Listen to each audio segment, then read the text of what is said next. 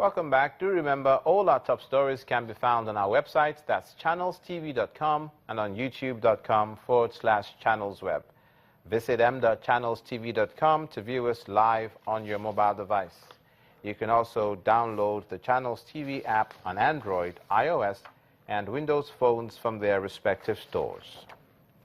We'd also like to encourage you to use the Eyewitness feature in the Channels TV app. If you have pictures or videos you'd like to share with us, tap the application on your device, swipe to reveal the Eyewitness menu, and follow the instructions. Ogoni land in River State today was the scene of the launch of the beginning of the cleanup of the oil spills by the federal government. I'm now joined live by activists and a one-time chairman of Friends of the Earth International, Mr. Nimo Bassi, via telephone. Welcome to News Across Nigeria. Thank you very much. Now, it's clearly, as I was saying earlier, an indication of the government's commitments to this project. The presence of the vice president and even the president was billed to attend. What is your impression? Well, today was a very important landmark in the history of the struggles for the cleanup of Ogoni environment. And so I wasn't surprised to see the enthusiastic response of Ogoni people. Even though it was raining fairly heavily in the morning, they came out in their thousands. And everyone really expected that this launch would mark a significant beginning of a process that will bring about not just the cleaning of the environment, but the restoration of the ecosystems. So I saw this personally as a very historic day, and we are hopeful that the right structures will be set in place and that the right and suitable financing will be available for the work that needs to be done. It is definitely a milestone in getting reparations of this sort for the destruction that's been caused. But what do you think of the Minister of Environment, Mrs. Amina Mohammed's opinion that the people of Ogoni land also have a part to play? Do the people of Ogoni land understand what part they should play?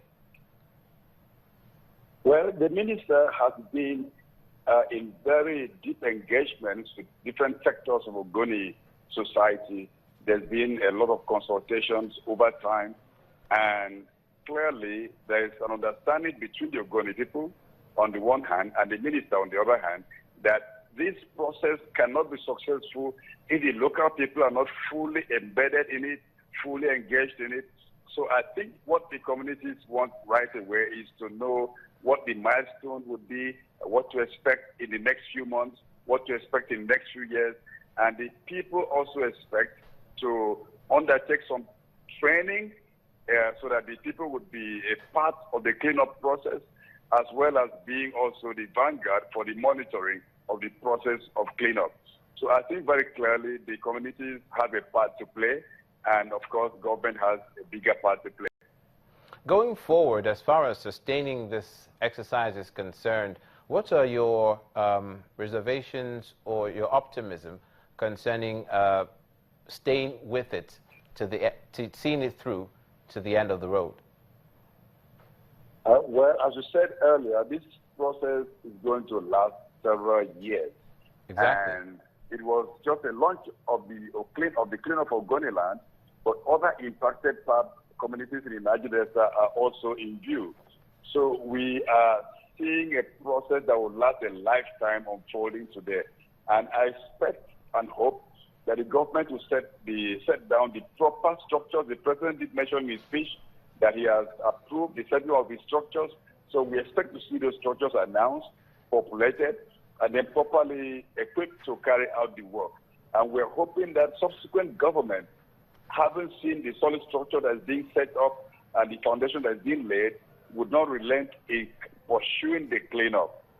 So in the next 5 years, we expect to see the entire Ogoni land clean, and then the subsequent years we'll see the water gradually returning to what it ought to be.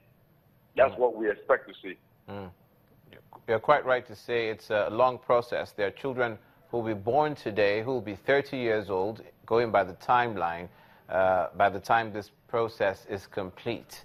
But what do you know, if you can tell us, of the procedure that this cleanup will take? Are there people from overseas who are here already with equipment, who are on the ground as well from today? Or does this launch just signify the beginning of dissemination of information as to what will happen?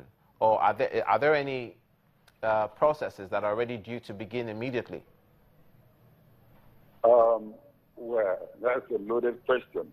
But let me say that I've heard the minister say many times that she has received thousands of applications from organizations, both local and international, who are offering to carry out various services in the direction of the cleanup. So there is that stock of resource available already to be examined. But I think the first thing that I expect to see is actually the setting up of the new HYPRED, which is the hydrocarbon pollution remediation project, and also, of course, appointing the officials into the various boards that would not only oversee the funding of the process, but also oversee the work that is to be done. We're going to need experts from within Nigeria and from the outside. But until we have those bodies properly set up, I do not think that very dramatic work can be done immediately. What can be done immediately, the milestones I can see is within the next 1 week, we're going to see the announcement. Next week, we see the announcement of the bodies that are to be set up. And probably following that, we now see who will be playing what role and in what form, at what shapes. And then I believe that the first duties of the expert group that would actually handle the cleanup will include setting up the centers of excellence as proposed by UNEP, because you have to train the local manpower. You can't just bring external experts to come and start the cleanup without the backup group from the communities. That would not encourage the building and a buy-in. And without a buy-in, you cannot have a sustainable cleanup project. So I expect that the government will immediately set up those structures, and then we can see the next steps. Thank you, Mr. Bassi. Mr. Nemo Bassi, he's an environment activist, one-time chairman of activist group, Friends of the Earth International. So what we saw, according to him, is a ceremonial beginning of the cleanup exercise, which in practical terms will follow. He mentioned the hydrocarbon pollution remediation project, which is one of the facilities expected to begin to make this a practical reality in everyday terms. From there, we'll stay in the South-South. Cross River State Governor Ben Ayade has called on the federal government to set up a new concept of basic education in the country. The governor made the call when the Minister of State for Education, Professor Anthony Gozie Anwuka, led stakeholders in the education sector on a courtesy visit to the government house in Calabar, the Cross River State capital. Professor Anwuka commends the Cross River State government for keying into the vision and aspiration of the Universal Basic Education Commission, but Governor Ayade believes that the concept can be improved upon. I want to say that education is at the heartbeat of the beginning of the journey to success. I want to challenge every one of us who is responsible for education to recognize that as a black race, we owe this nation, and indeed Africa, and the whole black race, a responsibility to move Nigeria to a completely different level. Where we find ourselves today and the way and manner that UBEC funds have been used so far has reduced it to a basically political patronage and basic day-to-day survival. We must learn to put that form more in the technical components, the training, education of, and the retraining of the teachers than focusing on the award of contracts. It is my strong fear that if we continue with the trend, what we're doing is sending this money down the drains. And that's the greatest challenge. Cross River State Governor Ben Ayade. You're watching News Across Nigeria. When we come back, the Nasarawa State Police brings together key stakeholders to resolve the conflict between herdsmen and farmers.